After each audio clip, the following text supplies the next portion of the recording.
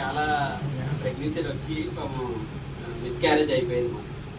నాలుగో నెల వరకు ఉండడం, ఇలా అయిపోవడం, అబర్షన్ అయిపోవడం అలా జరిగింది. చాలా ఇబ్బందులు పడ్డాం, చాలా సఫర్ అయ్యేవాళ్ళు అనమాట.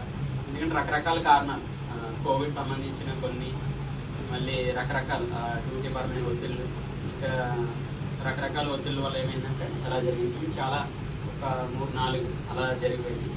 తర్వాత ఇంక మేము అనుకున్నాం, ఇంకా పిల్లలు వద్దులే, ఇంకా నాతో ఉంటే చాలు, ఇంకొద్దులే, ఎందుకు వచ్చింది నా భార్య ఆ ప్రాబ్లమ్స్ భరించలేక వద్దులే, నీ శరీరం పాడైపోతుంది అని ఇంకొద్దులే అని అనుకుంటే మళ్ళీ దేవుడు లాస్ట్ మనం క్రిస్మస్ చేసాం కదండి లాస్ట్ ఇయర్, అప్పుడు దేవుడు వాగ్దానం ఇచ్చాడు, ఈ బహుమానం అధికం చేస్తానని ఒక వాగ్దానం ఇచ్చాడు.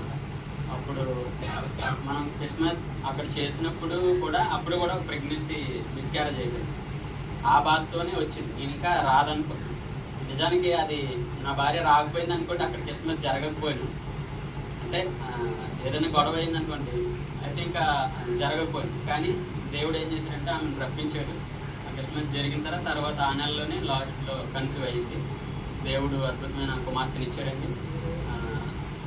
ఈ ఇచ్చిన ప్రెగ్నెన్సీ వచ్చిన అప్పటి నుంచి కూడా చాలా స్ట్రగుల్, ఇంకా నిద్ర ఉండేది కాదు, ఇంకా భయం వేసేది మాట. ఎందుకంటే ఇంతకుముందు అలా జరిగినాయి కదా, భయపడుతుంది. 9 నెలల వరకు కూడా నిద్ర ఉండేది కాదు.